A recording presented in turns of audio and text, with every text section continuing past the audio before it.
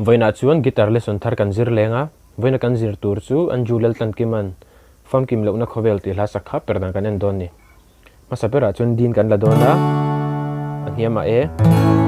asanga G minor a B minor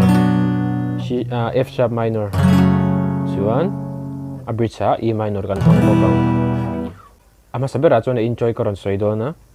a enjoy a chun chord progression pakhat kan nei nga G A D B minor kan strum dan tur chu 1 2 3 4 5 6 down up 1 2 3 4 5 6 down up 1 2 3 4 5 6 down up tiha kan strum ang G a 1 2 3 4 5 6 down up 1 2 3 4 5 6 down up D a 1 2 3 4 5 6 down up B minor a 1 2 3 4 5 6 down up ti khan kan ti kan du le voi ni kan kwal thei kha chu kan thu thu ni anua verse aron lut lenga a verse hi kan repeat dona chuan chord progression pakhat kan nei nga masabera chun B minor G A B minor chuan a intro kan play khan B minor a kan top ta 1 2 3 4 5 6 down up kan ti zo khan down kan ti lenga Sel na an ka vangin nun na chawa kan ti chanang 1 2 3 4 5 6 down up zo kan down Sel na an ka vangin nun na chawa kan tiang a chawa kan strum chanang a verse kan lut chan do ni chu kan strum dan tur chu down down up up up down up down up down kan tiang down down up up up down up down up down ti khano klemin har da mai then do in zir don ni down down up up up down up down up down ti kan tiang kami strumming pattern kha chord khata voi ni ze lakal don ni chu a intro top na chang kan sa chinang 1 2 3 4 5 6 down up sel na an ka wangin nun na chawa vel chian do lo thu leng vel dot thu wangin kin lung iril ru liam na tuminan bei che Kom light look cheer light look sakin an clear che up up up down up down up down kan tianga chun a verse kan repeat ma a to B minor khan down down up up up down up down up kan tita a to pa down kan tilenga chun a first verse ka kan repeat le che don ni down down up up up down up down up down a che khan sel na an ka wangin nun na chawa ai mo kina kal le vel chian do lo thu leng vel dot thu wangin ikin lung eril ru liam na tuminan bei che Kom lai tuk chiat lai pu sakin an clear che Tikhan chuan anua a chorus aron lutanga tina kaldo ni chorus a hianin voinga kan repeat do na chord progression ngai hi chu chu G A minor D B minor akan repeat do ni chuan a voili kan repeat na hianin D ai a hian F sharp minor kan ti do ni F sharp minor kan mang chiang ta hian chuan repeat voi ni na thleng hi tiang kan strum do ni ma se hei hi lo shiala fam kim lo na khove a hian nang ngei po hi a chorus kan lu khanin kan sanghal top lawanga tian tlai china chang kan sa chanang ma se hei hi lo shiala la achang khan ma se hei hi lo shiala chong kan strum dan tu chu 1 2 3 4 5 ti khan no 3 le 5 han kan slepang 1 2 3 4 5 ka strum dan hi down vakin ka strum tiani kut kadala slap all the ubik ta hi tiani kut ikuta khan ipik khateni kinga 1 2 3 4 5 ti khan no voi ni thleng kan repeat na thleng ka tiha kan strum don ma se hei hi lo shiala fam kim lo na khove a hian kei ngei po hi fam kim lo na kan nei eng wangin nge min dem eng wangin nge min se king lo em chunga arong ka bola hian tai thleng kha kan tita nang ni wang hianin mo a che kan strum ang arong ka bola hian tikhan hian nang ni wang hian tikhan hian na chang khan hian 1 2 3 4 5 hian nang ni wang hianin mo ka strum lam dan ngai voi thum na khana kal leng nang ni wang hianin mo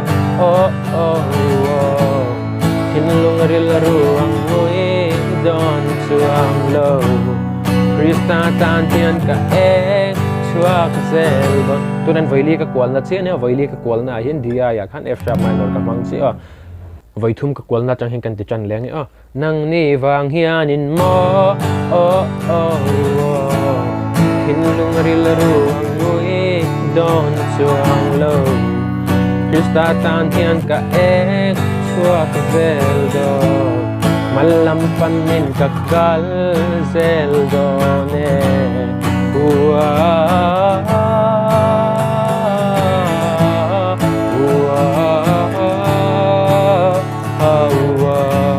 keng khane ta tro voi nga na chuan voi ruk na hi chan ve che kan tiang voi ruk na ang khleng ni ju kan ti don ato pa ji le kan belang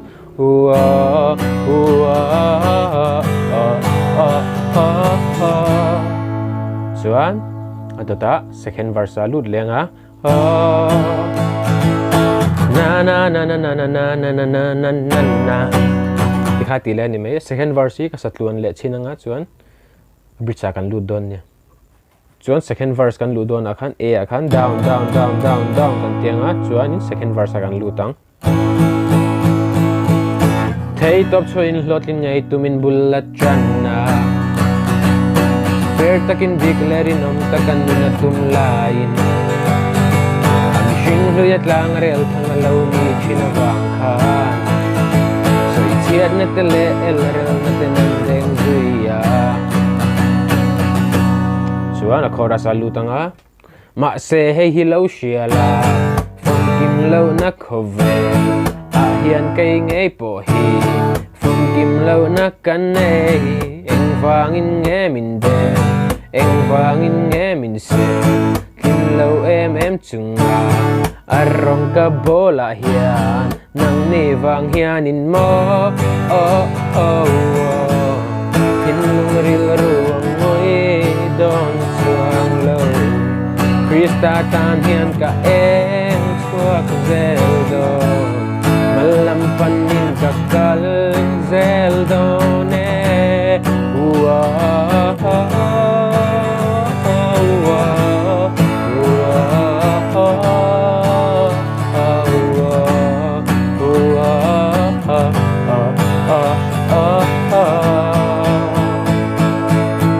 ya kan strum leng chun over chun abridge kan lutang hin lung we chang sang ma se lau na hiani min ti boy le to Kristan na min ne sak zel don sia tikhan nakal don ni abridge chord progression chu E minor B minor E minor A tikhan nakalang kan strum dan tur hi down down down down up tikhan no